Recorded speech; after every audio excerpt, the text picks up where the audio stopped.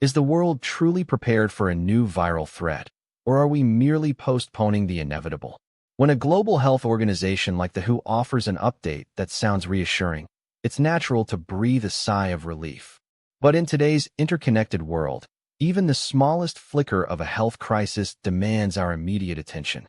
Before we dive into the specifics of this latest development, if you want to stay on top of everything happening in U.S. politics and how it intersects with global affairs, hit that subscribe button right now and leave a like.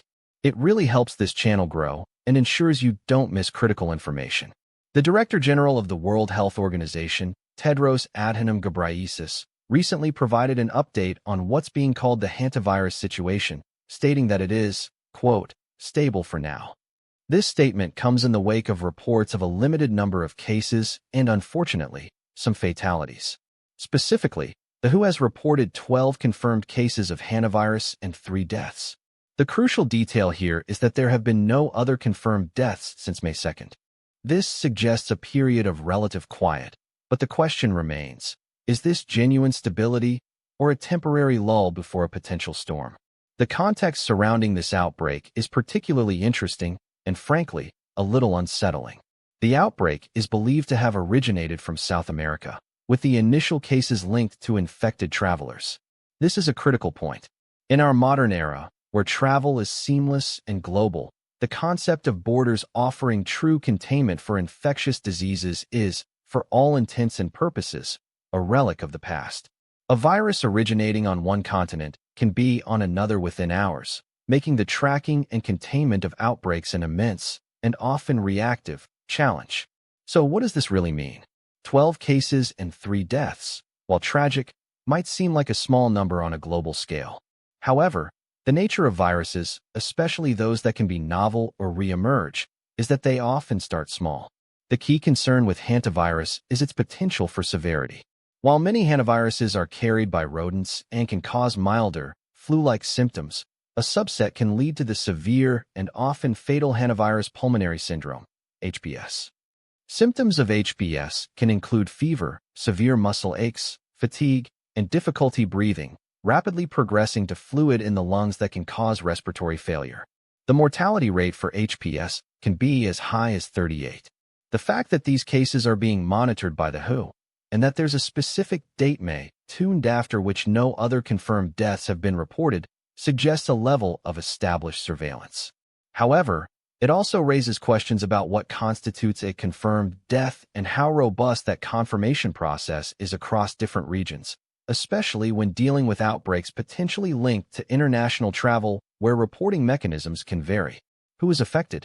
Primarily, it's individuals who come into contact with the droppings, urine, or saliva of infected rodents, or who are exposed to dust contaminated with these materials. However, the fact that the origin is linked to international travelers broadens the scope of concern. It means that individuals who may not have direct contact with rodents in their home environment could still be exposed if they travel to or from affected areas. This also highlights the potential for rapid international spread if adequate screening and containment measures are not in place at points of entry. What are the possible outcomes? On one hand, the WHO's statement of stability could be entirely accurate. The outbreak might have been successfully contained through public health measures, or the number of infected rodents in the affected areas might have decreased, thus reducing transmission. The 12 cases and 3 deaths could represent the entirety of the localized event. On the other hand, the phrase stable for now carries an inherent ambiguity. It implies that the situation could change.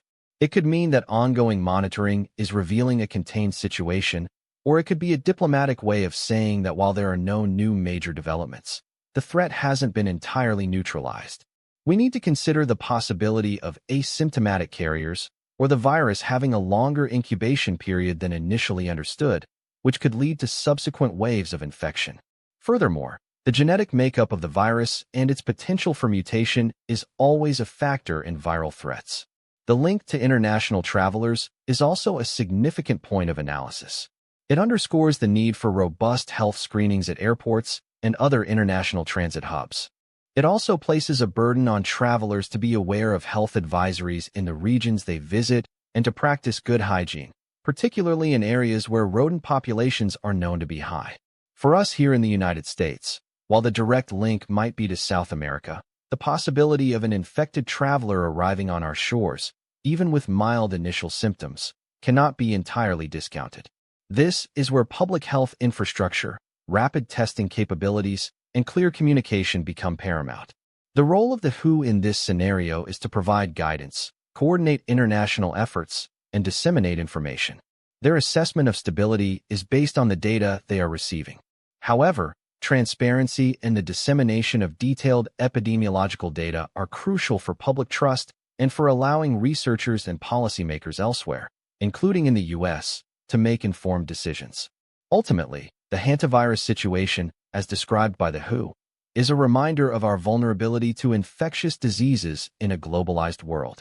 While the immediate picture might appear stable, the underlying potential for transmission and severity means we must remain vigilant. So what do you think about this? Is the WHO's assessment of stable for now genuinely reassuring, or does it hint at underlying concerns that aren't being fully disclosed? Drop your opinion in the comments below. I read every single one.